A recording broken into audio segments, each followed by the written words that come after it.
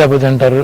2019లో YCP గెలవడానికి ప్రధాన కారకులు, ప్రధాన వ్యూహకర్తల్లో ఒకళ్ళగా ఉన్న ప్రశాంత్ కిషోర్ ఏం చెప్తున్నారు విన్నారు కదా, బటన్ నొక్కడం లేకపోతే గవర్నమెంట్ డబ్బుల్ని అక్కడ ఇక్కడ పోగు చేసుకొచ్చి వాటి జనానికి ఇచ్చేయటం, ఇది కాదు పరిపాలన, ఇది కాదు చేయాల్సింది, జగన్ చేయాల్సింది. ఉద్యోగాలు కావాలన్న వాళ్ళకి ఉద్యోగాలు ఇవ్వాలి, రాజధానిని అద్భుతంగా తీర్చిదిద్దాలి. ఈ విషయాల్లో ఆయన ఘోరమైన తప్పులు చేశాడు, ఘోరంగా ఓడిపోబోతున్నాడు అని అంటారు.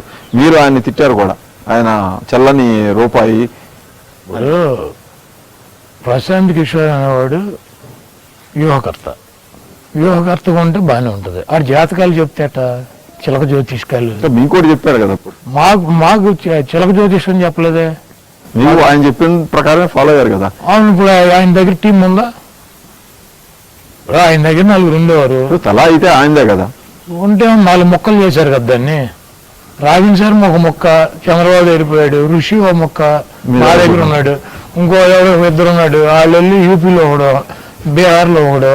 4 మొక్కలు చేసినా ఇంకేముంటుంది? ఎందుకు అలా చెప్పాల్సి వచ్చింది ఈ టైంలో ఆయన? ఇప్పుడు చంద్రబాబు నాయుడు అనేవాడు పేమెంట్ ఇస్తాడు, వ్యూహకర్త దేనికి చేస్తాడు? ప్రశాంత్ కిషోర్ వ్యూహకర్తగా వెనకాల ఎవడు 10 మంది లేరు, చేయగలిగిన పరిస్థితి లేదు, మెదడులో గుజ్జు అయిపోయింది.